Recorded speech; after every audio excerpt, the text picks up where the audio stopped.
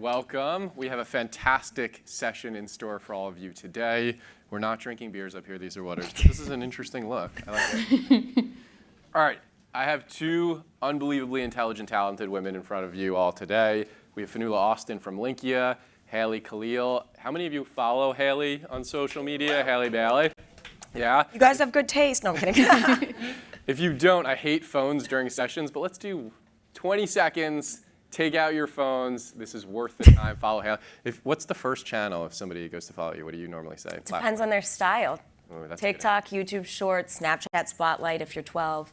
Anything, you know? Okay, so Snapchat for everybody. All right, so we have a lot to talk through. We're going to go through this pretty quickly, but an interesting topic today, tentpoles, how brands infiltrate culture in the age of social. But first, you both have insanely interesting backgrounds. So I want to start there on how you got here in this journey. Haley, why don't we start with you? So you studied science, you have a degree, you could tell people what your degrees are, you're still active in that community. Yeah. How did you go from X to Y? Yeah, grew up in STEM. My parents are both engineers, so I went to school for biomedical sciences and psych with a minor in chem. Was planning on going to medical school, worked in an immunology lab, then became a model, horrible for my mental health. Quit that and started posting comedy content last year around this time. And now here I am as a full-blown content creator. It's wild. It is. How many followers do you have across all? I think collectively almost 11 million. And this is 1 year? This is one. It'll be a year on October 23rd. That is crazy. That is crazy. It's been wild. Yeah. And Finola, 19th century literature was the major, published author, 1, 2 books, 3 books? One published. 1 book, okay, maybe more coming. How did you go from that? And by the way, Finola comes from Meta, so social media experience, publisher experience. So we have, between the two of them, we cover the gamut of kind of the mindset of marketing. But again, how did you go from that to here?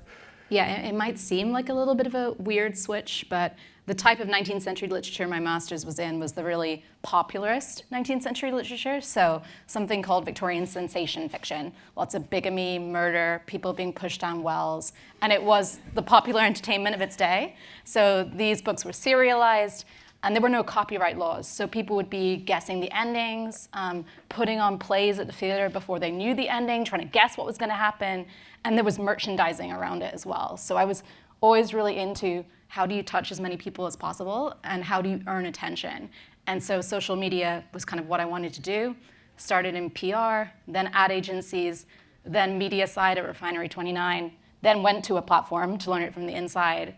And now at Linqia, because kind of seeing influence as the future of earning that attention for brands. Love it. Current role, how do you explain it to your parents? Oh, I mean, it's really tough. Every time I go home, I try, but I'm head of creative strategy at Linqia. So, at the core of that, we're coming up with really awesome creative ideas for brands of how they can execute with great content creators. And that means giving those content creators enough flexibility to bring their creativity to bear as well. So we're not like a traditional creative director who's tightly controlling the output. We're more trying to guide, inspire, and make sure that content is answering brands' needs while it's still at the same time being authentic to the creators' followers. Is everyone familiar with Linqia, by the way? I guess we didn't really introduce Linqia. I see a lot of head nods. But so Finola and I are actually both at Linqia, one of the largest influencer agencies in North America. So very focused on the creator experience. I want to pose the same question to you. How do you explain what you do to your parents? Oh, boy. I like to say that I'm like an SNL, but just with my friends and on my own channels. That's really it. It's like I do little sketches, I do kind of lifestyle comedy, I do relatable stuff for my girls out there. That's the majority of my following. Just kind of lifestyle comedy stuff. Yeah, was there a point when you kind of knew something was taking off? Was there some kind of hitch? Because you've done a ton of creator collabs too. Yes, yeah. I think collabs are the bread and butter of how to grow as a creator. But for me, I did a collab with somebody named Caleb Simpson, if you're familiar, all with the New York City market. He's the guy that walks around and says, how much do you pay for rent in New York? And weirdly, nobody tries to arrest him. He's awesome. And so we collabed and he toured my apartment and that shot off. And I saw the numbers and thought, oh my gosh, all these people are looking at my page, looking at my content. And I pumped out, I think it was 5 comedy sketches that day. And that's the first day that my channel kind of took off. And that was last October. So now it's full circle and I'm sitting right here. The partnerships are great. I think the Jared Leto one, Ed Sheeran, I got a good story for you later on Ed Sheeran. You've done some really, really good, cool partnerships. Thank you. Yeah, I think everyone is now, even big names like Ed. I mean, why does he need content creation? Like, he's Ed Sheeran, but here he is filming in my apartment. Yeah. So it just proves that there's something about content creation that like everyone is leaning into because there's a power about it. Yeah, we were even talking with the Ad Week team before of what sessions were getting a lot of the lines and things, and a lot of it was creator sessions. And so it speaks to just where this industry is heading, especially how much is dominating the conversation. This is not an influencer marketing or even social media show, yet it's dominating the conversation. All right, let's get to the topic at hand. F tentpoles, how brands infiltrate culture in the age of social. Finola, I'll start with you. Why is there a question mark on F tentpoles, and what does this mean? Yeah, it's a great question. So as we were thinking about what to talk about at this session, we're kind of thinking about how social media has changed in the last 10 years. And at the very beginning of my career, when I worked in PR, part of my job was to run the social media handles for brands. I did an auto glass repair and replacement company, I did a bank, and we were pumping out content that nobody cared about. And those milestone moments in the calendar were all we talked about. We had to have a perspective on everything from Valentine's Day to St. Patrick's Day, because what do those dates even mean if you haven't heard from an auto glass repair and replacement company about what they think about it? And now what we're seeing is that those times of year, seasons, tentpole moments, they still do matter, right? Like, we know and can predict some of social conversation around different moments through the year.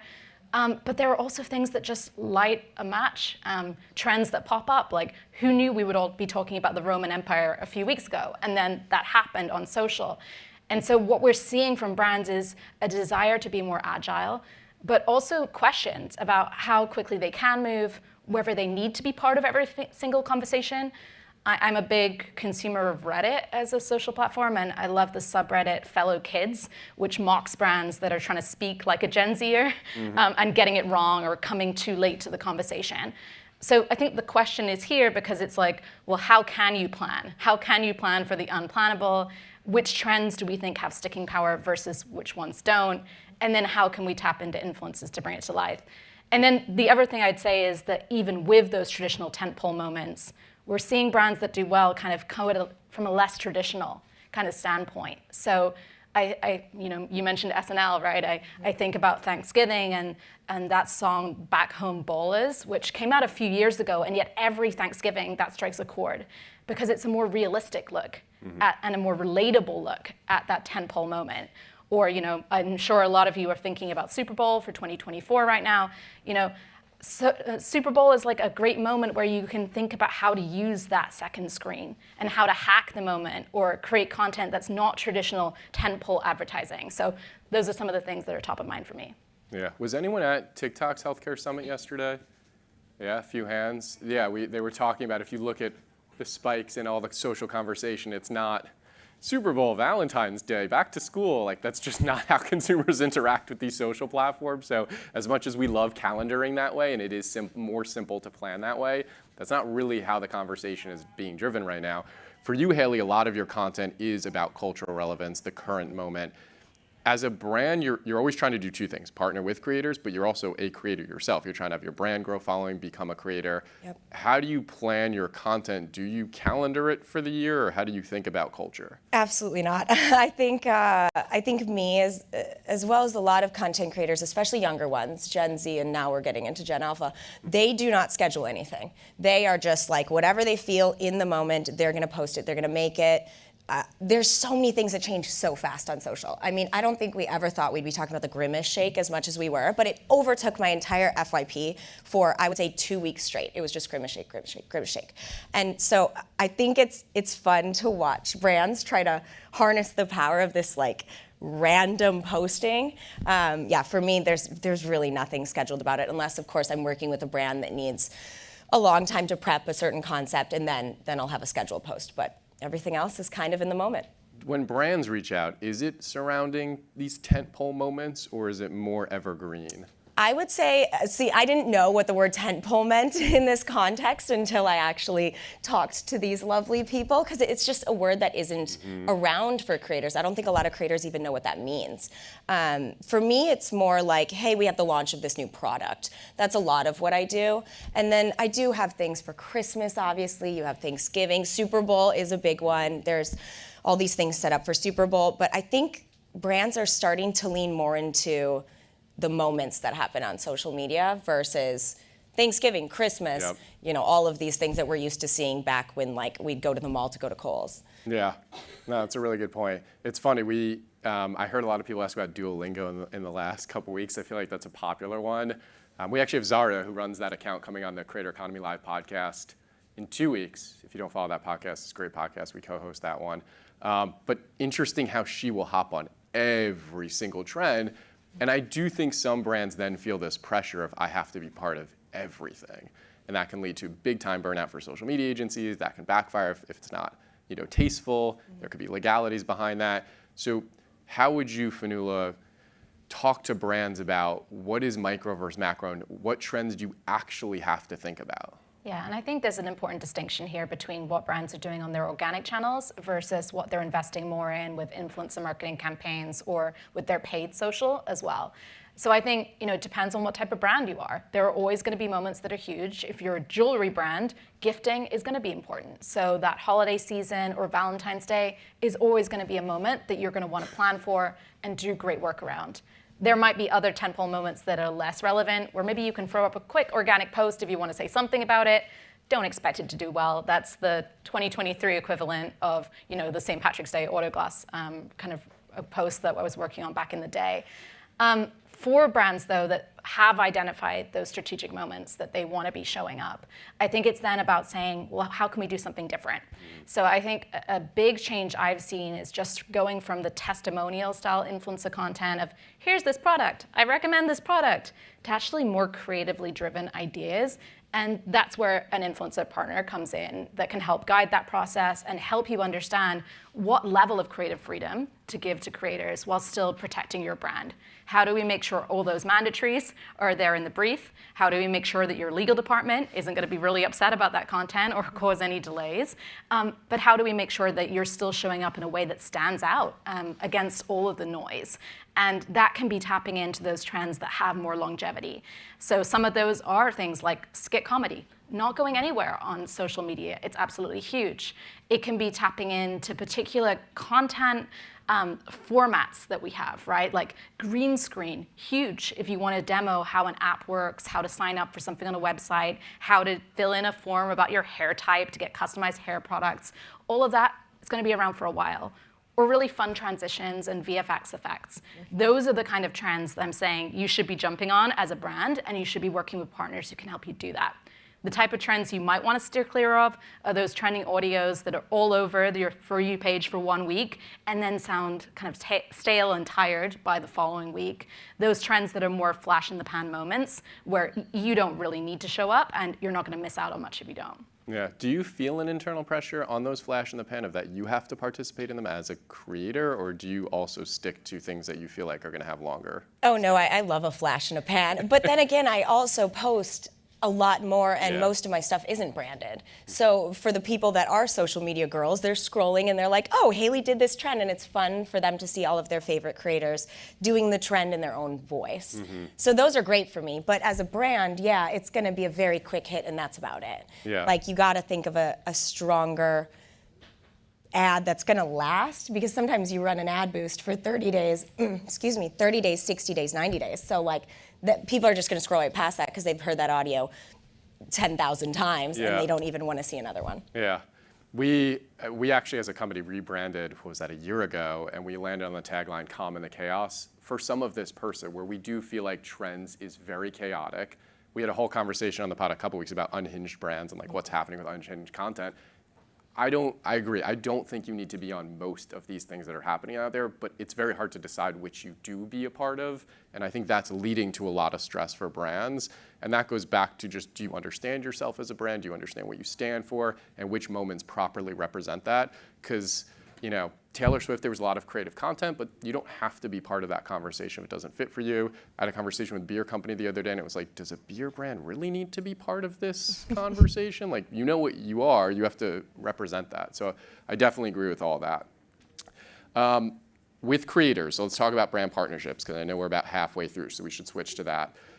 What do you define as a good brand partnership in terms of the message, the products, et cetera? Like, how do you know something is going to be successful and you want to work with that brand?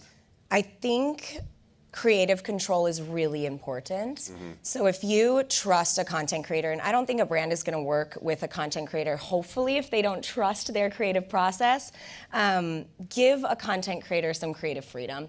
Because when we, as people that like study this every single day, I mean, I'm on TikTok an embarrassing amount of time, probably close to like 8 hours a day. So I know the culture of the app. And so when I'm telling a brand like, hey guys, this is gonna do well, trust that I know that it's gonna do well, especially since I know my audience too. So I think that's the biggest thing, is brands that aren't stuck in this like, oh, you have to say it's nourishing and replenishing. Like, that's not gonna do well. The second you hear those certain lines that sound like an ad that you're watching on TV, you're gonna scroll right past it. Yep. Like, you really are. There's so much content online that why would I waste my time watching an ad if it just seems like an ad that I would see if I was watching TV? Like, I wouldn't. So I'm gonna just keep scrolling. And so it's important to make sure that the content isn't too branded and that you give the creator a lot of freedom. So Finola, how do you do that properly? Because at the end of the day, we're always working with the person on the other side of the brief. And mostly those people are in social or creator, and they know that, but they're like, legal and regulatory and all the brand points, and I would love to not have any of this in the brief, but my hands are tied. So how do you manage and let someone like Haley actually have more control? Yeah. I think first, just one quick point on this thing about your For You page, and you know what's going to work on the app. I think that's so true for influencers because they know their audience and they're going to be posting to that audience. I think it's less true for you and me because what my For You page looks like might not be what the For You page of the target audience for a particular brand looks like. And that's why it's so important that you're rooting all your creative ideas and insights, that you're not thinking that your experience of the world is the same as everybody else's, especially when we're thinking about reaching more diverse audiences. So that's, I'd say, a distinction between coming at it from a content creator lens versus from more of the brand lens. If I need to make sure I'm turning to social listening tools or our own tool, Resonate, to really understand what's doing well on parts of the platform that I might not have access to. And I think that's kind of starts to answer that question as well. It's all about the brief. So first, there needs to be an idea. The idea can't just be, let's reach our audience saying how great our product or brand is. There needs to be a creative idea at the heart of the campaign, and you need to discover the right influencer talent to execute on that idea. So having the North Star of what are you looking for from your creators? What is the KPI here? And it can't be everything. It can't be, well, we want awareness and buzz, but also sales, and I would really like people to understand these 14 messages about us. Like, it all starts with a good, clear, crisp brief that you can give your influencer agency, and they in turn can translate that into creator-friendly language. When it comes to giving them the creative freedom, I love, when writing briefs for creators, to compliment them and tell them, hey, we loved what you did in this other video, whether for another brand or something they did organically. Can you use a similar technique to speak about this brand? So compliment what they're already doing. Don't ask someone who never does voiceover to do voiceover. Don't ask someone who can't dance to dance. Like, we need to have that really clear set of criteria for what sort of influences we want to find, and then allow them to spread the message in their way. But I know it's marketing 101, but a crisp, clear KPI that we can all work towards, and one that doesn't shift. So halfway through the program, when you've been trying to get buzz and virality, it's like, oh, but we're not actually moving product. That's a very different brief from the very beginning. Yep. Yeah, you can have a lot of goals. You can only have one North Star. What is the North Star? Are we designing everything to that North Star? Two trends that we're seeing a lot, and so I want to get both of your feedbacks on. One is obviously media, so we'll come back to that. The second is this idea of UGC content, and we're calling it at Linqia CGC, creator-generated content.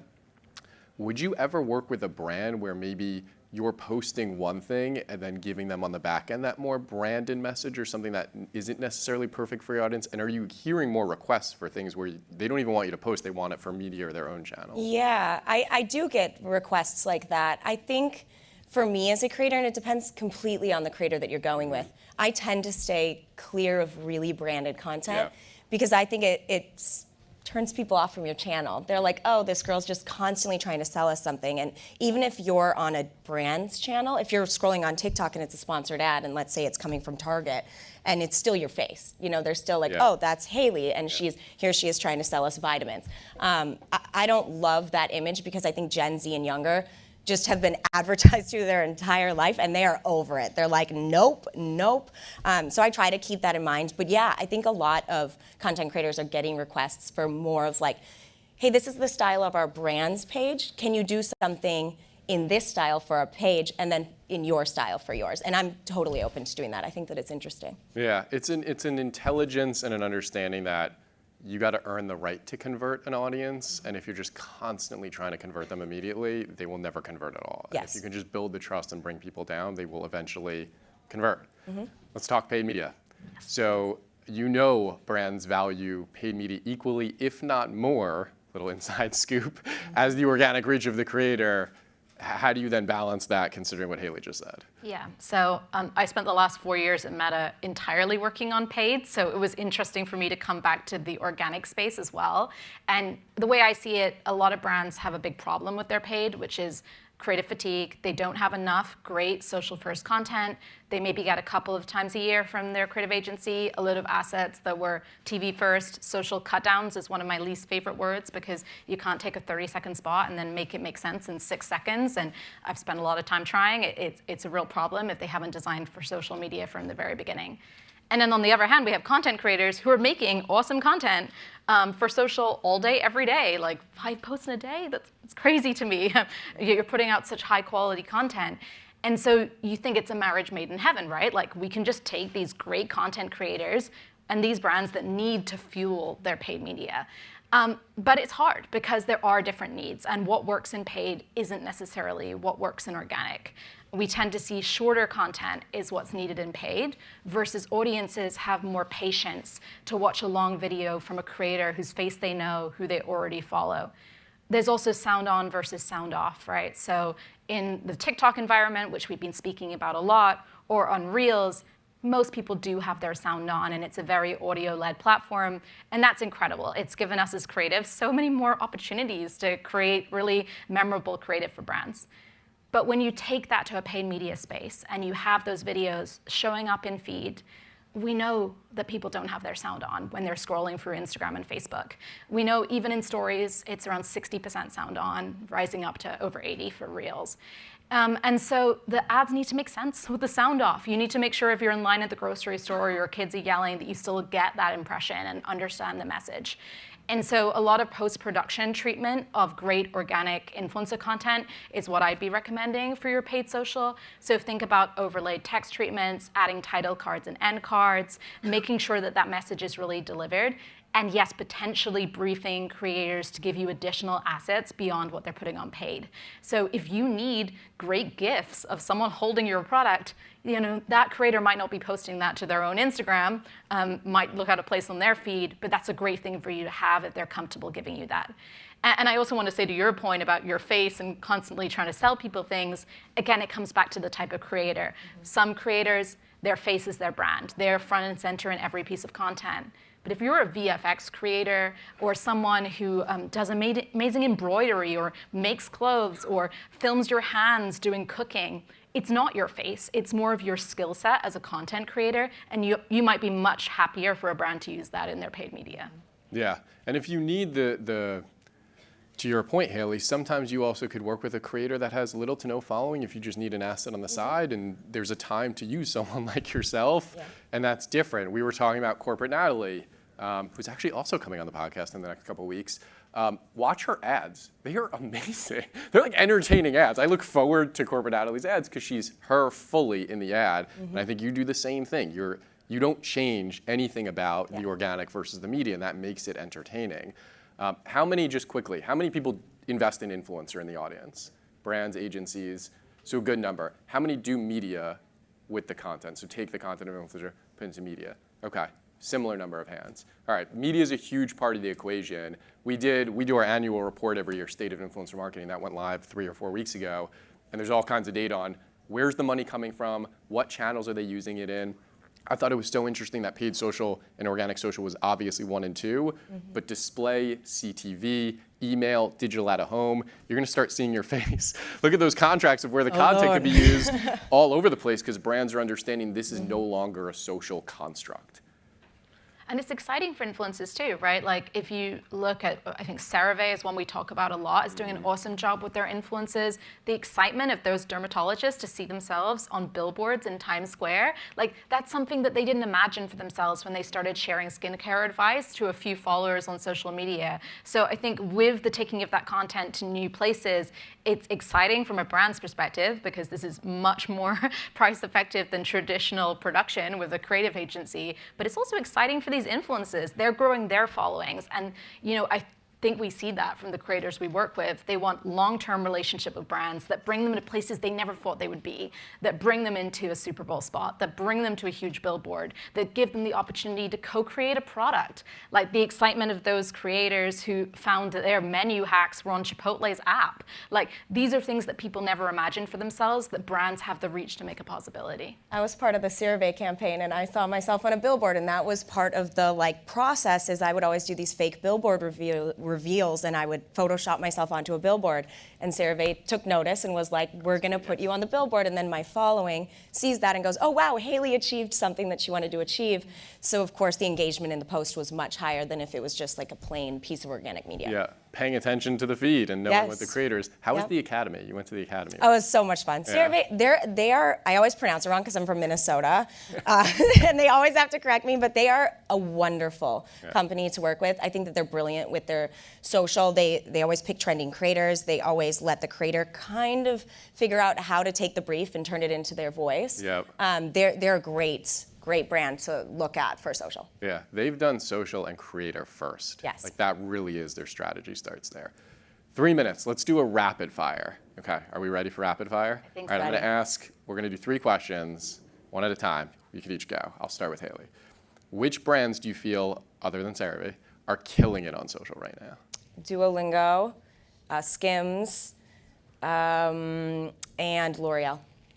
3 good ones. Finola. Yeah, I mean, Duolingo again, Ryanair for being really risky, even trolling their consumers, really respect that.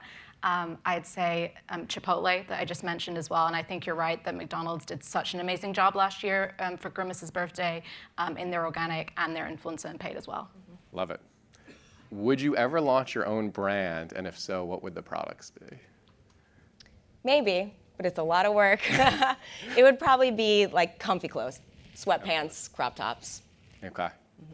Ready, Finola? Not really relevant for me, but I will say I'm wearing an influencer's brand right now. So Freddie Cousins Brown, she's a British influencer, goes by Freddie My Love, and it's been amazing to follow her for must be 10 years and to see her coming out with a fashion label that's on its 4th or 5th collection already. Interesting. What I thought was interesting is we were talking to Maxine the Corgi. I don't know if you follow Maxine the Corgi the other day, and he started a creator brand.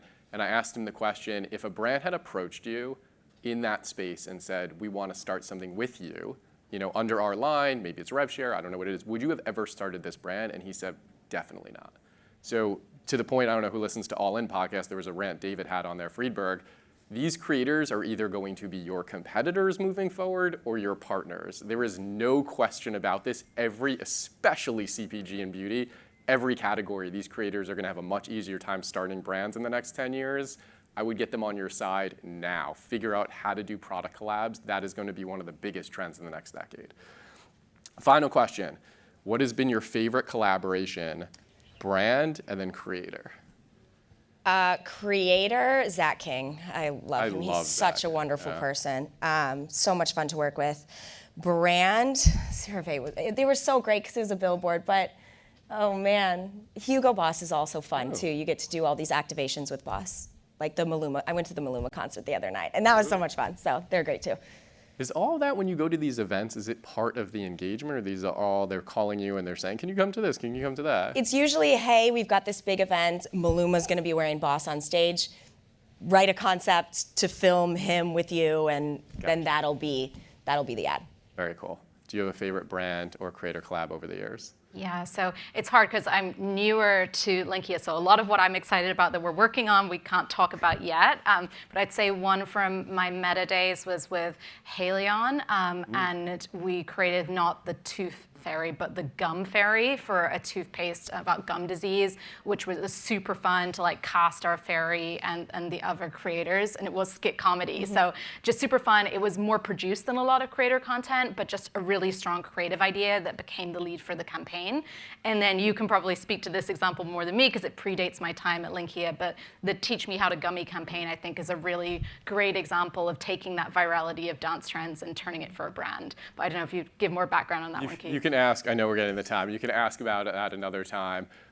We're out of time, so I want to thank you too. I would also say we have an after party tonight at the Moxie. Jeff Morrow is going to be there from the Food Network. Liv Schreiber is going to be there, a lot of people, so ask us about that if you want to join. Can I get a round of applause for these two amazing runners? Thank you both so much.